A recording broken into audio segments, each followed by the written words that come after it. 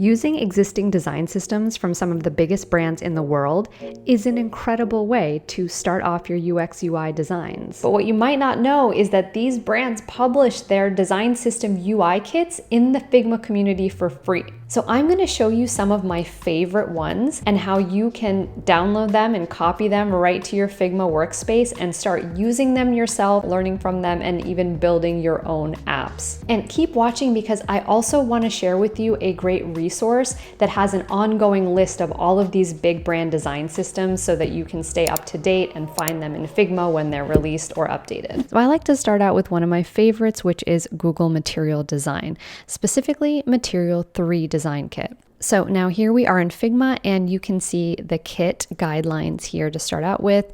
It shows us the guidance of how to use it and what's included in the kit. So over in the left pages panel, we'll see the styles page. You'll see a typography scale here and color guidance, and this shows the color scale and color ramps here for all of the colors for apps, including your error states and notifications. Over here is elevation, and this is the drop shadow and the lift between the background elements and the cards and other top level elements. Next, we have layout breakpoints, and this is to help you keep responsive and adaptive design in mind.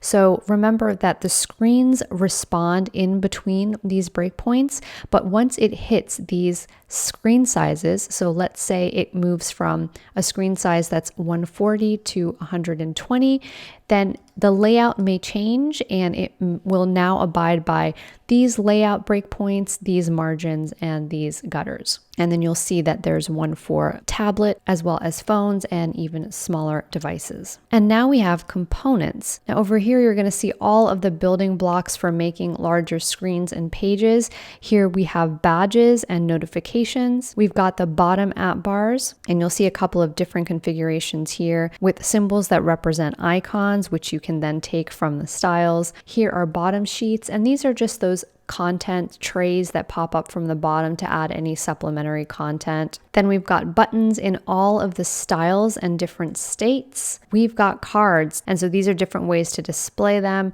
as well as each one of these being showed in dark mode. We've got chips with text, with trailing icons, with labels and avatars, and then larger things like date pickers. There are dialog boxes here, pop-ups for actions that the user might need to take. And then we've got lists, we've got icons, menus, navigation bars, and this is for the top navigation here. I think this is really great to just study so that you understand all of the different states that search inputs need to be in and that you don't forget to design any of these for your apps. So these are all of the main components and building blocks that you can now use to put together an app. So let's say that I wanted to design a mobile app screen.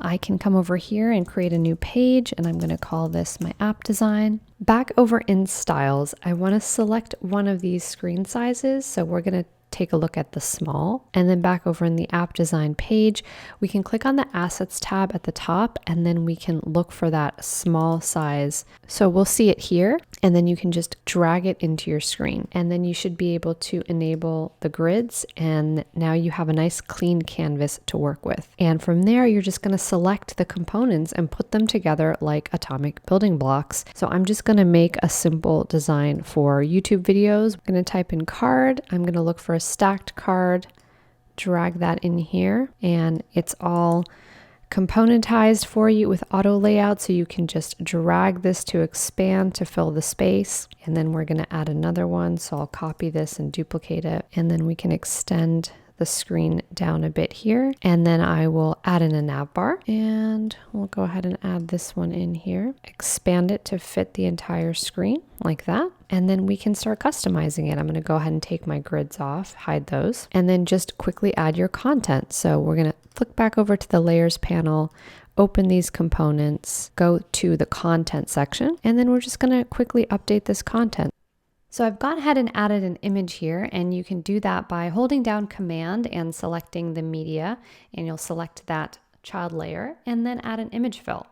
And I cropped that to fit perfectly. And now we can update the text. So again, hold down Command, select that child layer, and then just type your new text.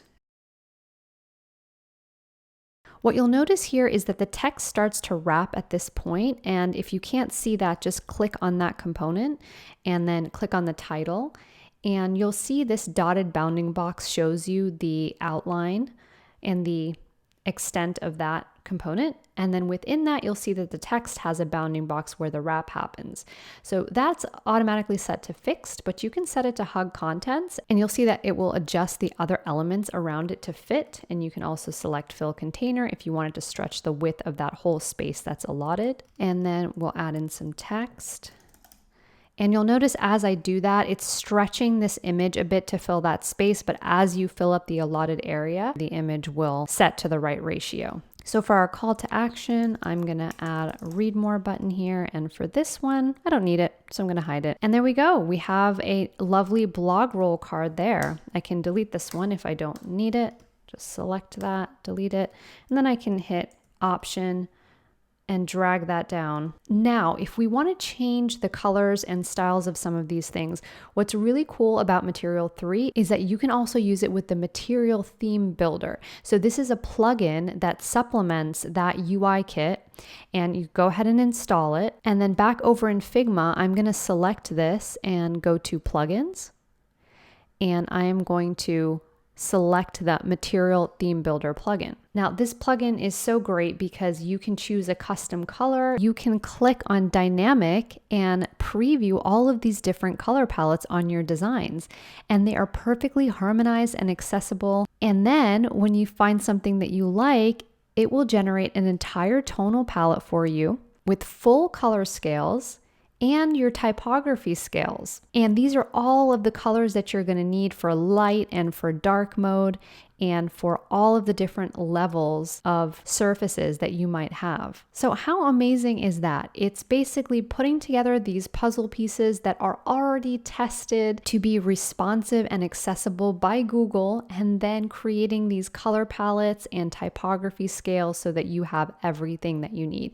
So this one is by far my favorite. And what you'll notice about the rest is that they're great for more specific use cases, and also that they're all set up very similarly. So you're always going to see this get started guide, you're always going to see styles, then components, and then be able to put those together and customize them. So let's take a look at a few other really cool ones that you might not have heard about. So next up, we have Orbit by Kiwi.com, and this is an open source design system specifically for travel. And the one that I'm going to show you is for a web-based app. So this is great for desktop size SaaS products.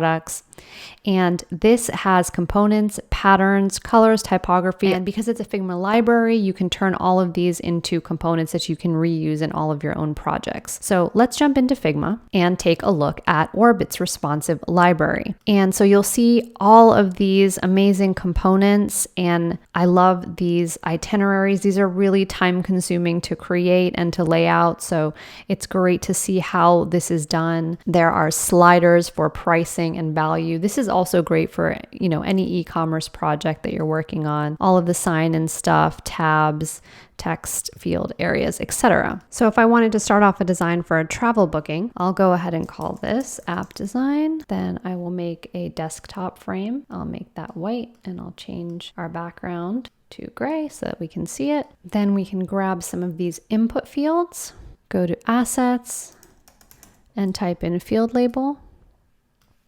Drag it into our design, and I'm going to add an image fill in here, and I'm going to run my Unsplash plugin to get a cool travel image, and then we'll put an overlay. So I'm going to drop another fill on this, and you can see here that there are some component configurations. You can add a little help icon to that. You can turn it into an error if you need to show that they input something wrong in that field. You can turn on the placeholder and make it brighter or not. You can add an icon to the left or right, and you can turn that into a focused or a disabled state. So because those components all have variants, and these variants are hooked up to these component configurations, you can just use this section to toggle those on and off. And so we're just going to add a few more things to this, and maybe we'll add in our departure and our arrival dates, and we can make all of this a bit smaller to fit the space that we have here, because this is all responsive. And so now we need our submit button. So I will click on assets, open up the buttons, grab a normal size button here. There you go. Add in a header, maybe add in some cards here for possible travel destination spots. Maybe add in a title, and just like that, you can see how easily you can put together your own travel app or website. So we have Backstage Design System by Spotify. So we'll get our copy here, and over in Figma, you'll see the usual stuff, all of the visual guidelines, and then the components.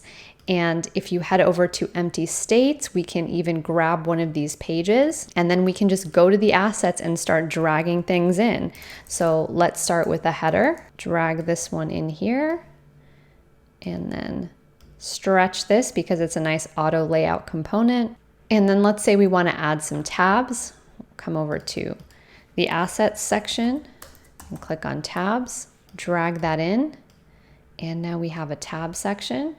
And if we want to turn this into a dashboard-like design, we can actually add in the left sidebar. So let's look for that. Say that I want to drop in a side navigation. I can resize this, and now you can add in some cards and just keep building this. So it's just kind of like building blocks. It's very easy to use, and we can use a progress card like this. We can use an information card, an about card.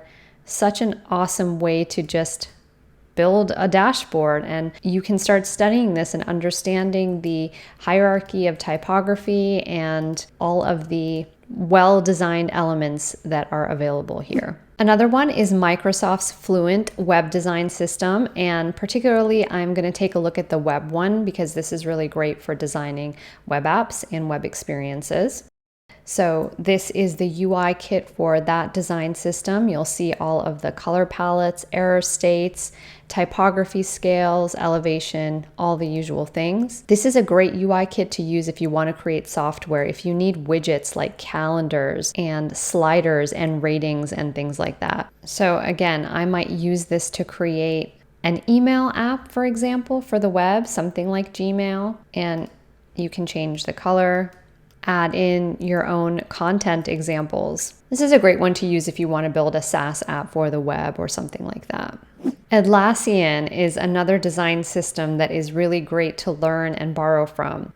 So I have the ADS Components Library and UI kit here. We can go through and create something for project management, team collaboration. There are some great sticker sheets here with common component examples that you can just copy and paste into your designs. So if you need a header with a menu bar here with sub-menu items and a search bar, there it is. I'm just going to start a new frame with this one, create a desktop layout. I'm going to drop this navigation right into that. Maybe I will drop in a sidebar and then put in a content section here that we can eventually fill in. So that's another great dashboard created here for a project management system. And remember, with all of these design systems, you can create a library so that you can use these across different projects, not just within this UI kit. And to do that, you just click on libraries and then click on publish. And that way, when you're in another file, you'll see it here along with any other style guides or UI kits or other libraries that you have. And you just toggle it on, and then you'll be able to see those components and UI kit elements inside of your right design sidebar. And then we have Garden by Zendesk, and this is a really beautiful one. You can see basics like typography, spacing, icons, shadows, all of that. And then lots of building blocks like forms and ranges, toggles, field sets. There's some really cute components like date pickers here, and side navigation and panels so that you can create dashboard designs. So let's say I wanted to create some sort of a Notion type app for writing my blog posts or my YouTube videos. I can start with this frame, for example, and then I can look for the rich text editor and the WYSIWYG, and I can drop that in here. And then I can grab a title header, maybe one of these status indicator icons, because maybe I can like collaborate with other people on this document, and I can drop in another avatar, like maybe a smaller one here. So you can see how you can just now build something like this. This is a great one for like a customer support desk or a knowledge base or a WYSIWYG, any of those things. This is a great one for that. And so you can also head over to designsystemsforfigma.com, where you can find a list of all of these. And this is just the tip of the iceberg for some of the awesome brand design system UI kits that are available for free on the Figma community. Check out my other videos on design systems in this playlist next.